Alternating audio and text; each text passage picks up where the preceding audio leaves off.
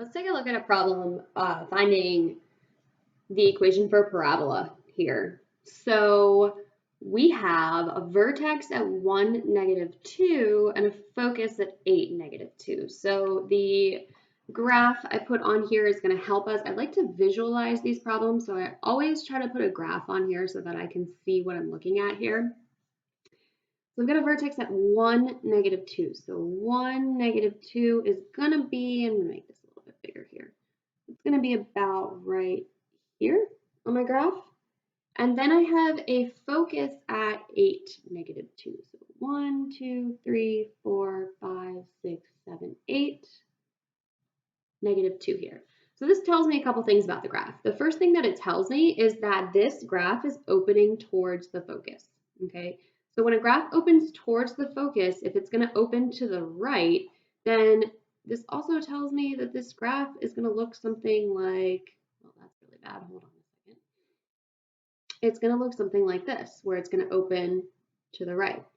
So I know the equation of this graph now. So I know that this is a horizontal parabola. So I know that the equation is going to be a y² parabola. So I know the equation is going to be y minus k squared equals 4c x minus h. Okay, remember our regular parabolas have an x squared, the up and down ones. The sideways ones are going to have the y squared. So we're going to use this formula here. So we know our h and our k, we can plug that in. So our h is 1, so this is going to be an x minus 1 here. And we know that our k, let's see, our k is -2, so y minus -2 squared, that gives us a y plus 2 here. Okay, we need to find our c. C is the distance from the vertex to the focus. Well, we know where the focus is. So now we just have to find that distance. So we're just going to count.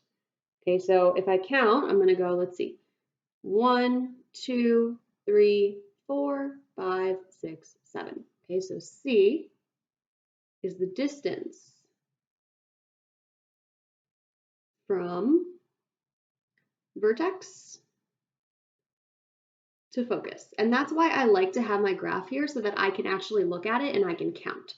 So I know that this is a distance of 7, and since I'm going to the right and I'm going towards positive numbers on my number line, this is a positive 7 distance here. So C is going to equal 7.